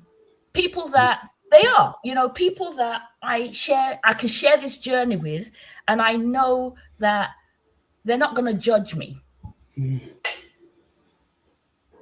People that accept me for who I am. And that is why I have a very small group of friends, people that I call friends. And that's a very important part of the equation as well. Big time. It because really there's some is. people, a lot of people live for drama. I'm not sure if people are aware of that, because you'll have some people that will come and ask you questions, share little bits of their story to get the juice from you. Right. Only for them to take what you said, and you know what Chinese whispers are like. They would be the same people that would be cussing you out behind your back. Oh, yes. So you have to be careful. Yeah. Oh, yes. Absolutely. When I was going through that dark time of my life, there was a very small number of people I had a lot of people around me before, but then I realized that going through that journey of divorce, that was when I really knew who your friends were. I had a lot of acquaintances, not friends. Right.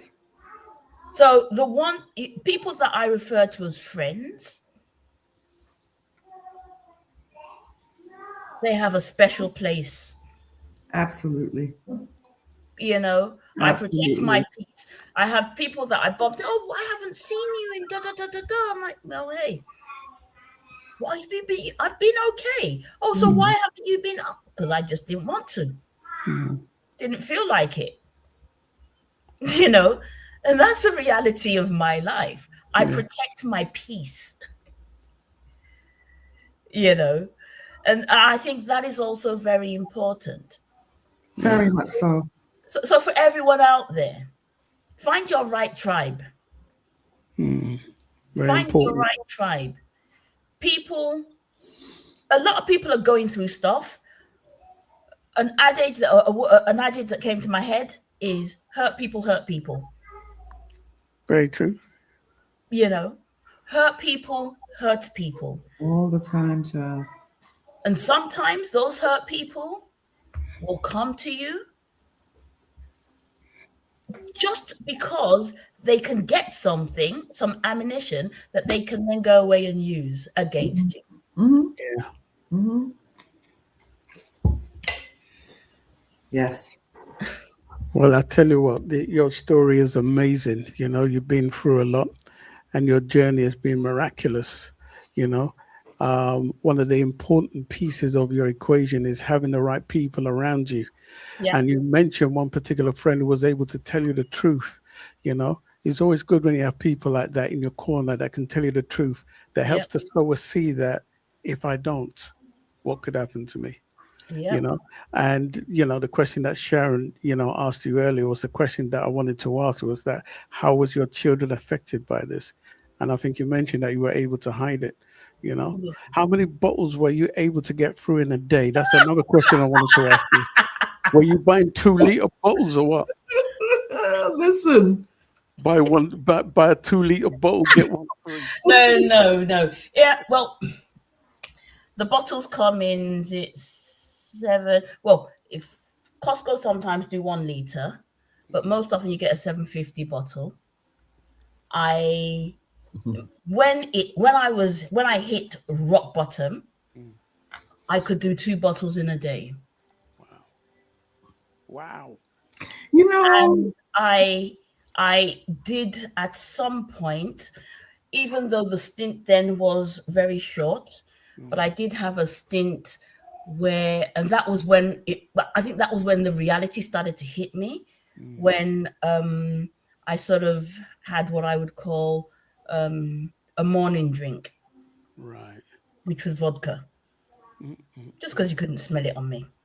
So And I would start my day with, oops, sorry, I can't get my charger. Whoa, have I got the mic? Sorry, before this thing goes, don't start anything. Plug it in. Yep, sorry. Just Good. noticed the battery's going Right. down there. I did sort of switch at some point.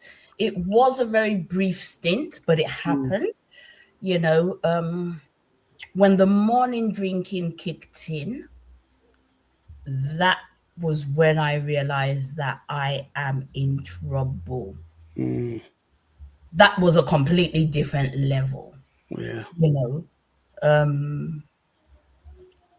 Just because I could. I don't even know how I got there. So this is the other thing. The journey that I started where I could just have a drink here and there, what started off as, social, then became the biggest problem in my life. Right. But then, making peace with my past was also about trying to unpick Right. what I was really running away from and what I needed to deal with, and just being, holding myself accountable Yeah. for my own actions and wanting to make that change. Yeah. But yeah, it was quite a lot when you think about my drink of choice then. Right. As I said, my drink of choice was Remy. So if you think about that, if you're having 1.5, within a month, I remember going from I'll do a bottle in 2 days, and that just changed overnight.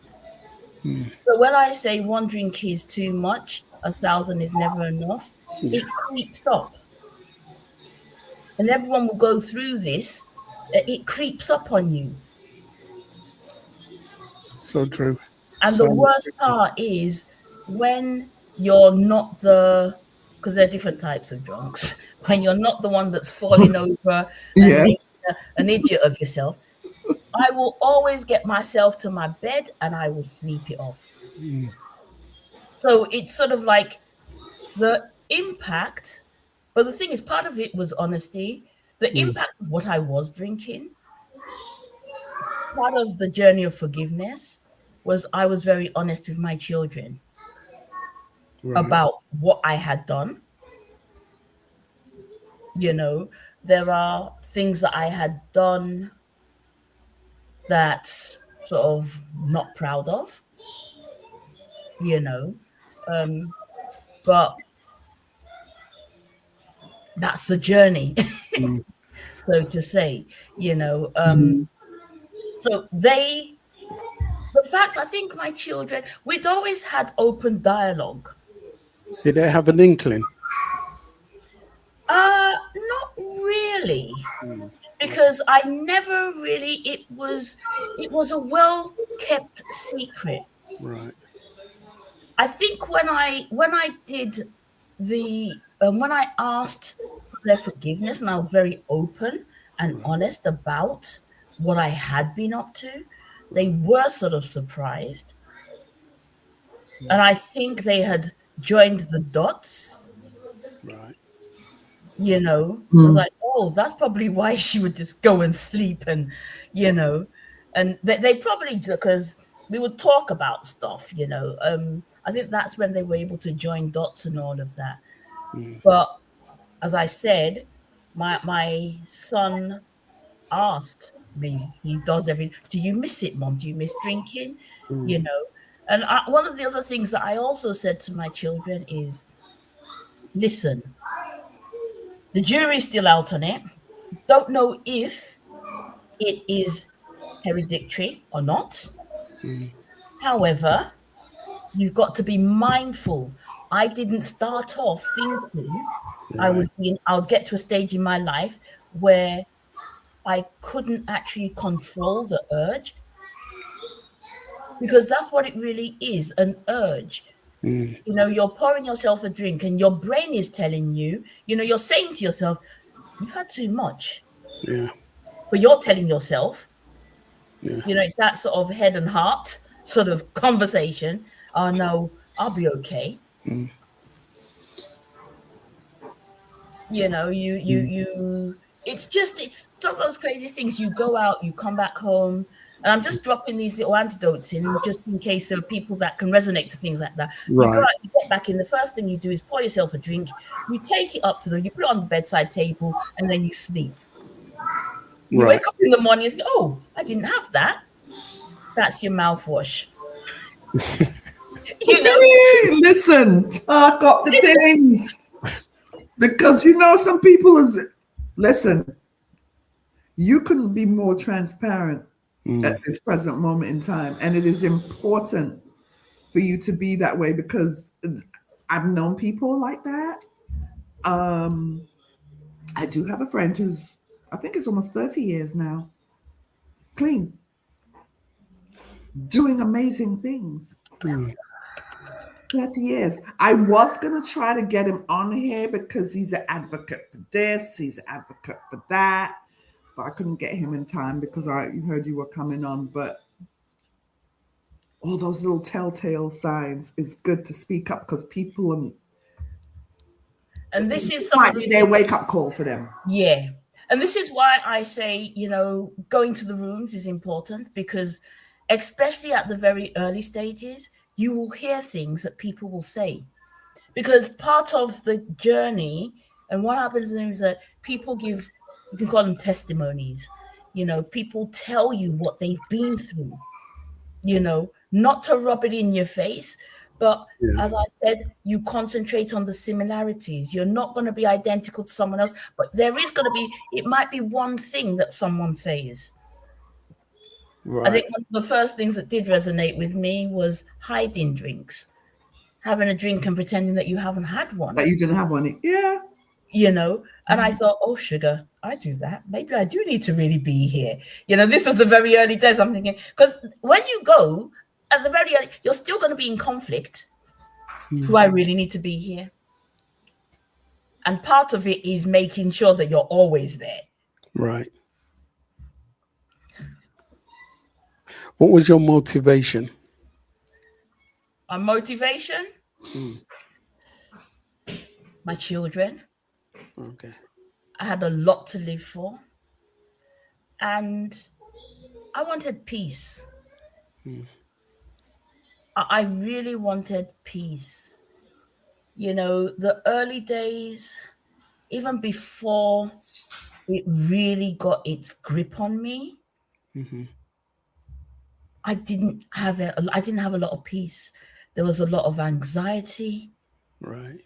There was a lot of stripping back. There was a lot of being told, you know, that I wasn't good enough.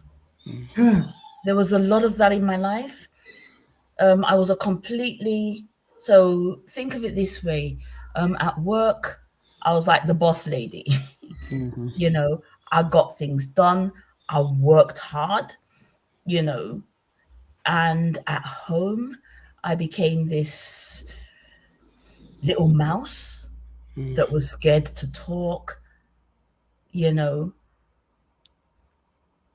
I changed a lot of things about myself because I thought that was the right thing, because I had subscribed to what was supposed to be the norm. You know, how would I be perceived if I did get divorced? You know, but I'm not happy. You know, the stigma that comes with that. I'm thinking, haven't I got enough, you know, going on in my life, dealing with my health? Who else is going to want to be with someone like me, you know? But now where I am, I really, you know, I don't care. Yes. The truth is, someone said to me once, "Oh, are you going to date again?" I said, you know what? My order now is so tall. Anyone that comes into my life, if that person cannot accept me and bring to the table, as they say, what are you bringing to the table? I don't need, because no one pays my bills now. You know, it would be just if they come in, they'll be there to compliment me. Don't try and change me. Accept me for who I am. Then good. But if not, that's the door. Right. That is the door. You know? So at the end of the day, one of the things that this journey has really given me is peace. Peace of mind. For so many years, I had forgotten what it would be like to get in bed, put your head down on the pillow, and fall asleep. Yeah. That was a thing, you know, I had so many anxiety on its own is a demon, you know. Yeah. That's true. I had so many demons I was fighting, you know, that it meant that I now know peace. And the more I understood what serenity looked like and felt like, the more I wanted it. And for that reason, as I said, it's a journey. It's not a destination because I am not there yet. Yeah. I want more of that. I want more of me accepting me for who I am. You know, I love this new person that I have become. Yes. You know, this is Adejoke Haastrup 2.0, new and improved. Pro Max. Hey. Pro Max. Yeah. It's that has been the motivation. I got to a stage in my life, I remember before I took the step to say I need out. Yeah. I have been blessed with a son and a daughter.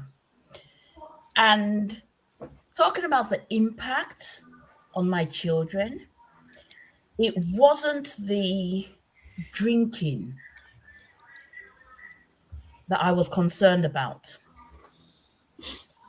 I was more concerned about the impact of what they had seen around the home and what the picture of marriage that had been painted. So the question to me was, I was telling my son that it's okay to be disrespectful, to be a chauvinist, if I could use those words. Yes. Okay. Right? And treat a woman the wrong way just because she's a woman. What I had also demonstrated to my daughter was, yeah, go ahead, keep changing yourself and let him treat you like a doormat. Let him not appreciate what you do. Let him not appreciate you as a woman. And you just need to be timid and quiet and humble and hope that one day he'll change. Yeah. A leopard never changes its spots. So these were the kind of things that my sobriety made me think about. Yeah. By default, I'm a naturally reflective person. But being sober meant that I could do this and be very honest. And it was when I looked at it and I thought to myself, no, I don't want my son to be like the man in my life then. I don't want my daughter to be like me. And they need to understand that they are enough. Because as I sit here talking to you now, the one thing that I know, I am enough. Amen. Amen. Amen, child. Amen. Let's give her a round of applause. And that me, I say, girl. Clap emoji. Listen, put the clap emojis in there. Listen, sister. There's been an education. You know, for those who are listening that are going, because there's loads of people going through drink problems. I have to say, you know, there was once upon a time when I was working with TFL in a control room, right? And it used to be fast paced. There was a lot of racism, you name it. And I was going home to stress, and I'm thinking, boy, that man never tried with me. Next time I'm going to duff him up. So in order to suppress that, I was drinking Ray and Nephew. And then I went to Courvoisier. So all the signs you were talking about, it happened to be one day I was going to Tesco's up on Kilburn High Road. And every time I went to the drink section, there was one of the workers, she would turn around and look at me. And she would look me up and down. And I'm thinking, who's this woman looking at? So I'd walk away, and then I'd go back there the next day. And she goes, every time you come into Tesco's, you're always coming to the drink section. I'm banning you from the drink section. But by the time she said all that, I was saying to myself, I'm drinking too much. Actually went to the hospital. They told me that I have 44% usage of my kidneys left. So I had to do something. And it wasn't until I dropped it cold turkey. I went back there a month later, and it goes, I don't see a problem with your kidneys. And that's how I stopped it. That's how I stopped it. So your journey has been a real enlightening one. And I know somebody's going to learn something from this interview. I would say to you, what would you say to anybody out there who is struggling with drink, is come across this video and he's saying to himself, I want to achieve what you've achieved? What would you say to that person? You're not alone. There are people that are going through what you're going through, ahead of you and behind you. No one's going to love you better than you love yourself. So please,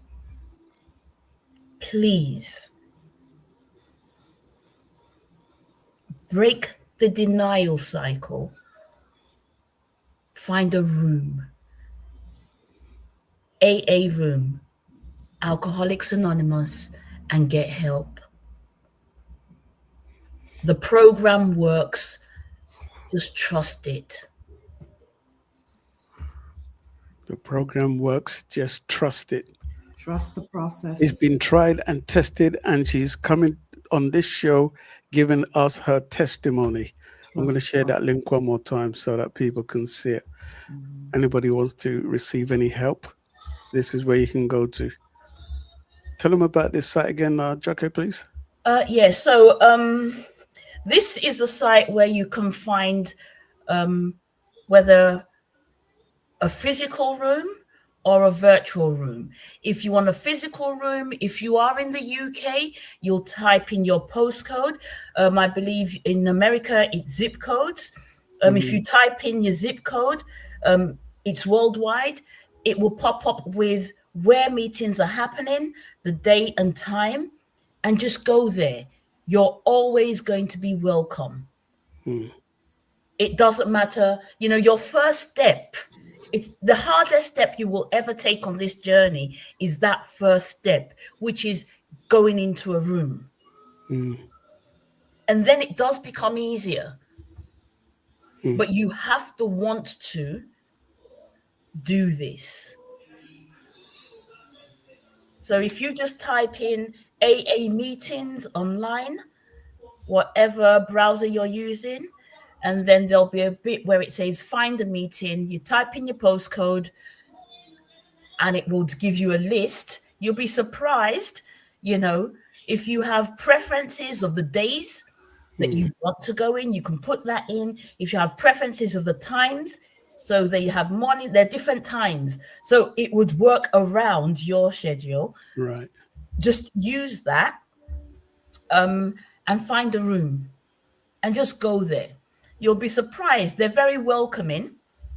You'll be welcomed because everybody understands that it's hard. It's very hard. It is very hard. Now, I hope I've been able to get that across. It was hard in the beginning. But as I said, it was the motivation that I wanted this so badly that I kept going back and I kept going back. And eventually, that eagerness that you had is what got you through. Yes. Yeah. All right. Well, just like Adejoke stated, because I am here in the States, so you just put in the zip code. Yeah. For your areas, if anybody's in need of help. I do have friends to call upon if personally, if anybody wanted to reach out to me personally, if I knew somebody here, I know people, I know someone who can also help. So it is a big deal here. Unfortunately,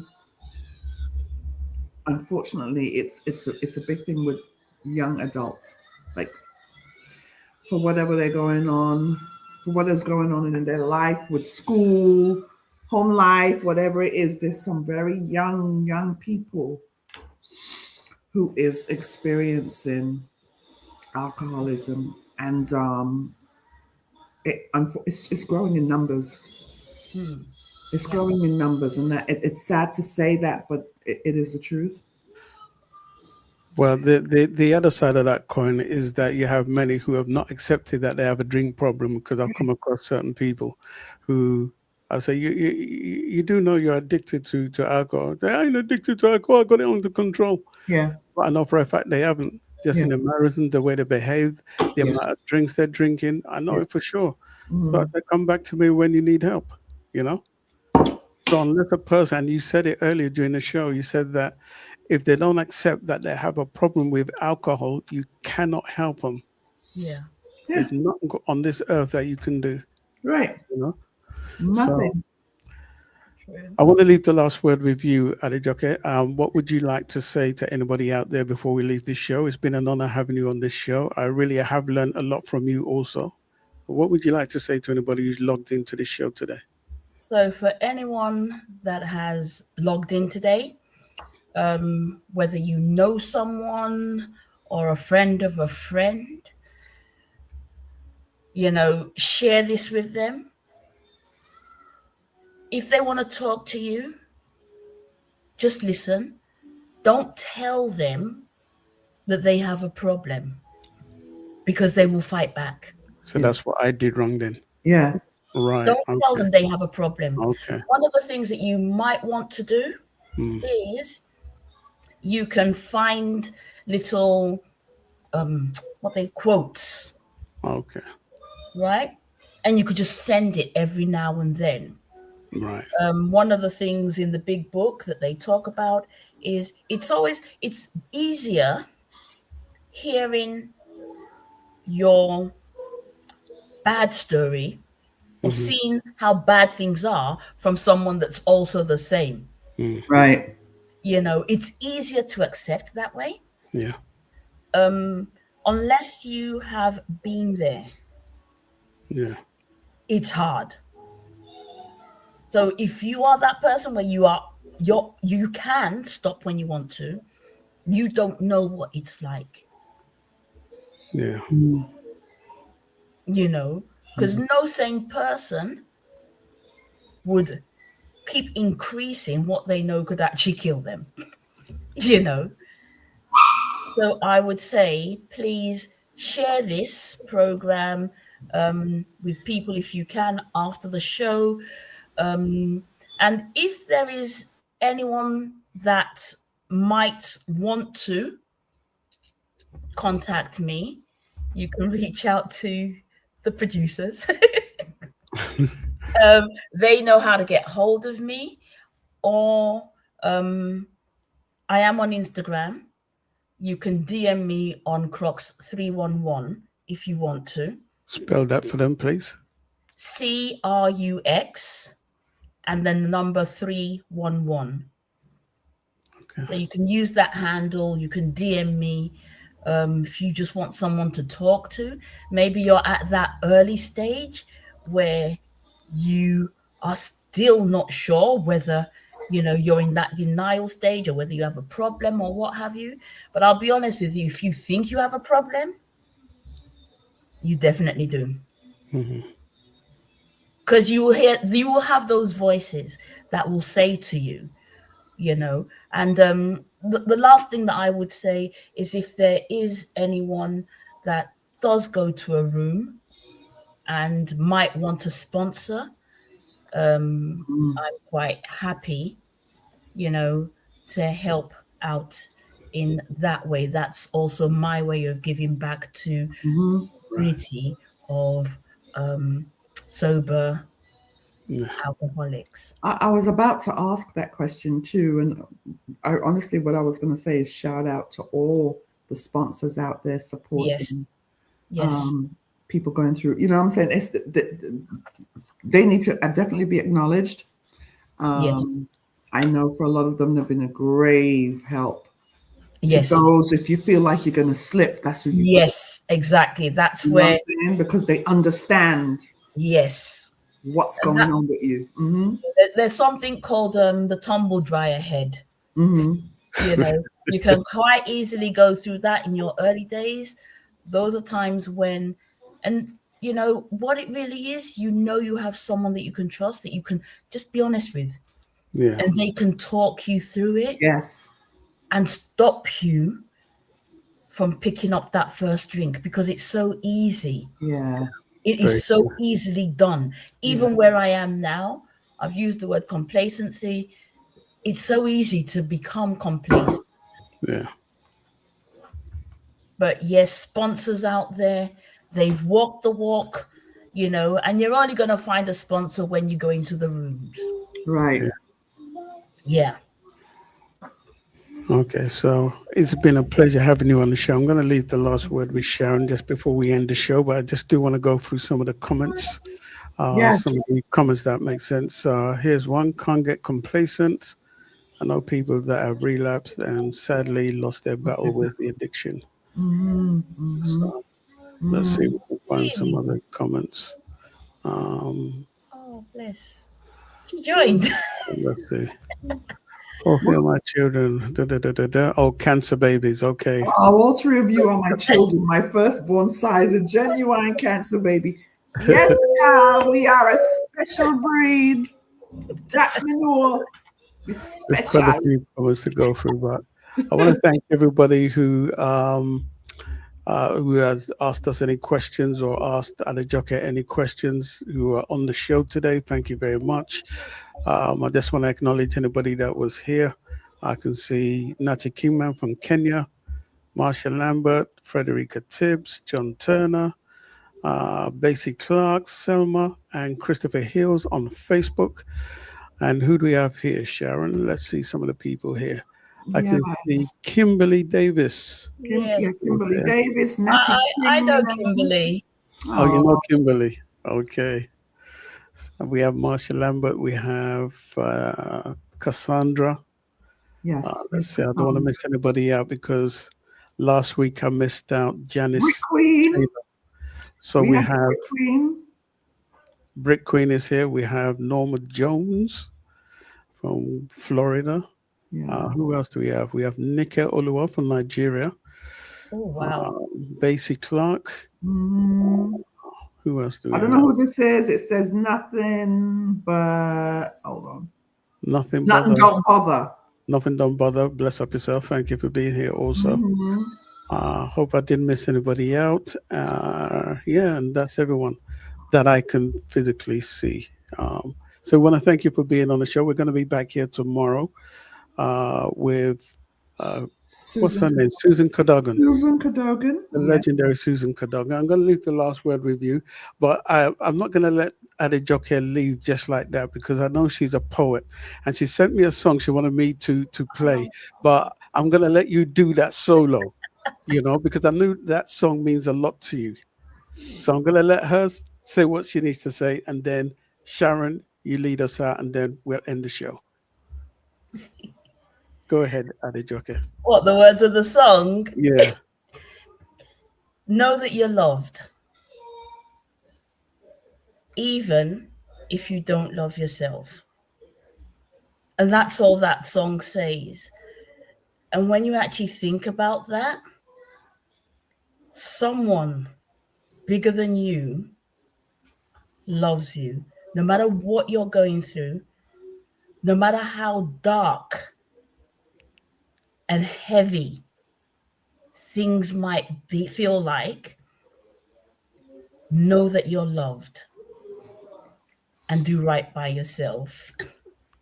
Yeah. Who is the singer of that song? Oh, I'm trying to remember. I can't remember. Know that you are Loved. even when you don't know yourself. Don't worry, I know I badgered the song.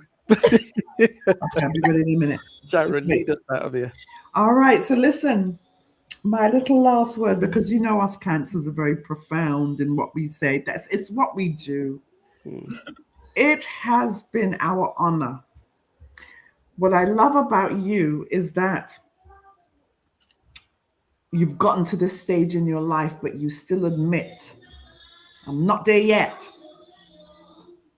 I'm not there yet. Which is obviously, there's no perfect science to that. You're not there yet, but you're getting there.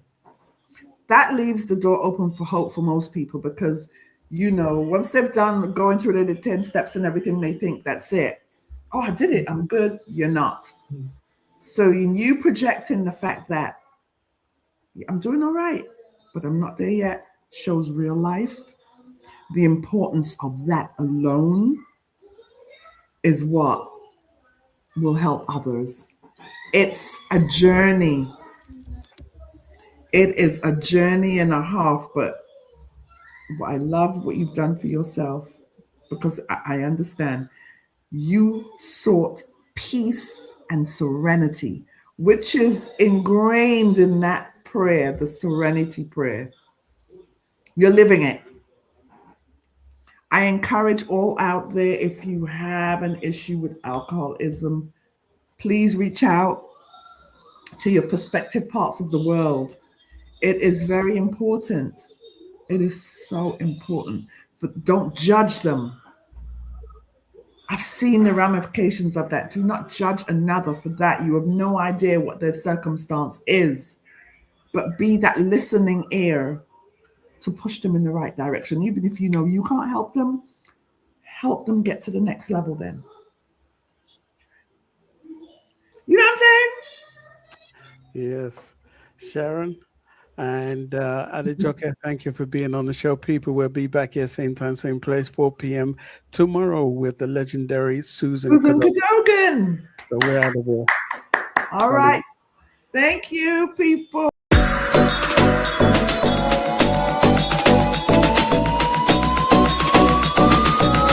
Well, all I can say is slide.